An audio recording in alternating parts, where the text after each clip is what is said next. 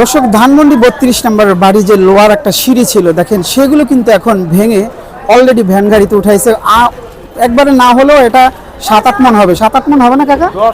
10 মন হবে। 10 মন পার হয়ে যাবে। দেখেন এটা কিন্তু অনেক মোটা। এটা একটা সিঁড়ি ছিল, সেই সিঁড়ি কিন্তু অলরেডি এই যে লোকগুলো দেখতেছেন, হ্যাঁ হ্যাঁ, জাহাজের সিট।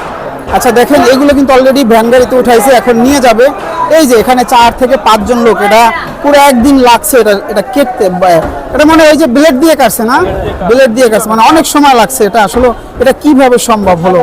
হ্যাঁ দেখেন, মানে পুরো সারাদিনে মানে এটা কাটছে, কাটার পরে সারা রাত করছে। হ্যাঁ, তো 10 মন, একবারে 10 মন ওজন হবে। না হলো বিশাল সেই রডের যে সিঁড়িটা ছিল, লোহার যে জাহাজের ইস্পাত যেটাকে বলা হয়, অনেক ভারী। এটা কিন্তু অলরেডি এরা নিয়ে যাচ্ছে, এই যে দেখেন ভ্যান গাড়িতে করে। এরকম অবস্থা, এখন আর কিছু নাই অবশিষ্ট। ধানমন্ডি 32 নম্বর বাড়ি আর বাড়ি নাই।